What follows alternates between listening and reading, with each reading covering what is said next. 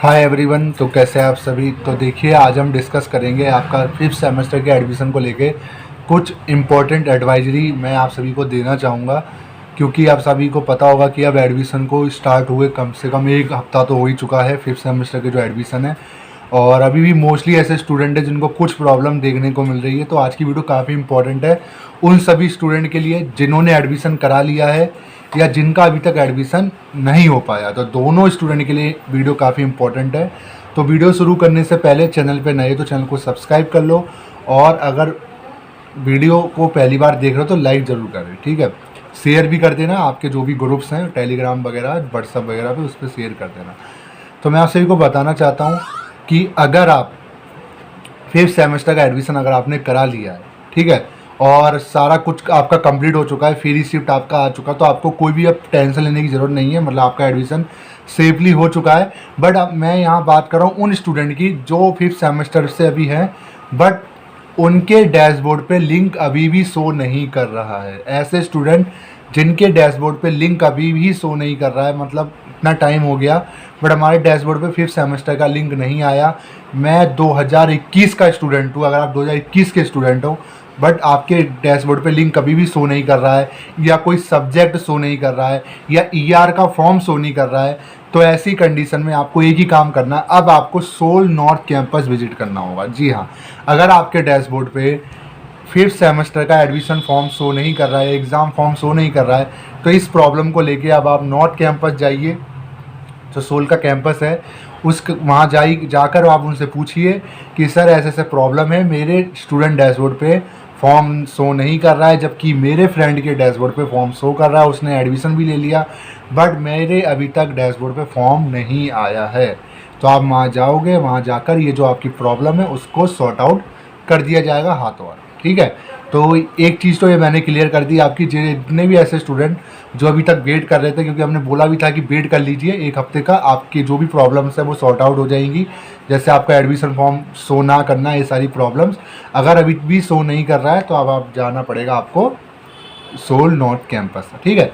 अब दूसरी प्रॉब्लम ये है कि मान लीजिए हमने पेमेंट कर चुके हैं बट अभी तक हमारा फी रिसिप्ट नहीं आया है, और हमारा जो एडमिशन लिंक है वो अभी भी एक्टिव दिखा रहा है। तो ऐसी कंडीशन में हमें क्या करना है।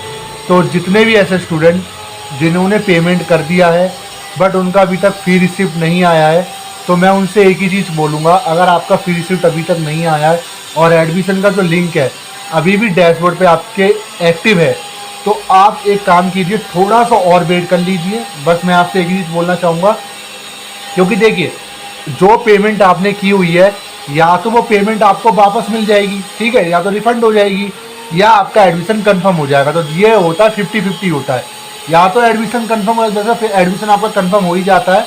बट अभी कुछ स्टूडेंट ऐसे थे जिन्होंने पेमेंट किया बट उनका जो फ़ी थी वो रिफ़ंड हो गई। जैसी रिफ़ंड हो गई उन्होंने दोबारा से पेमेंट किया, ठीक है। तो जैसी अगर रिफ़ंड हो जाती है तो आपको पेमेंट दोबारा से एडमिशन फॉर्म को दोबारा से, मतलब आपको एडमिशन फ़ीस पे कर देनी है, फिर इसके बाद जो एडमिशन आपका कंफर्म हो जाएगा, ठीक है। तो अगर अभी तक आपका फ़ी रिसिप्ट नहीं आया है तो थोड़ा सा और वेट कर लीजिए, फ़ी रिसिप्ट आ जाएगा, बिल्कुल दिक्कत लेने की ज़रूरत नहीं है। वेट कीजिए, पेमेंट हो चुका, आपके पास पूरा प्रूफ है कि हाँ आपने एडमिशन लिया था, और आपका जो फ़ी रिसिप्ट है वो आपके डैशबोर्ड पे आ जाएगा, ठीक है। तीसरी जो प्रॉब्लम स्टूडेंट की है कि सर मान लीजिए मैंने एडमिशन ले लिया बट मेरे डैशबोर्ड पे ईआर का जो फॉर्म है वो शो नहीं कर रहा है, तो ऐसी कंडीशन में सर हम क्या करें क्या ना करें। तो मैं आप सभी को बताना चाहता हूँ कि मान लीजिए आपका किसी भी सब्जेक्ट में अगर एब्सेंट था, आरए था या एफ था, और ऐसी कंडीशन में आपने उसके लिए अटेंडेंस शीट वगैरह सबमिट करा रखी थी एबी और आरए के लिए, तो मैं आपसे एक ही चीज़ कहूँगा, उन सब्जेक्ट का भी आप जो फॉर्म है वो इस सेमेस्टर के साथ फिल कर दीजिए।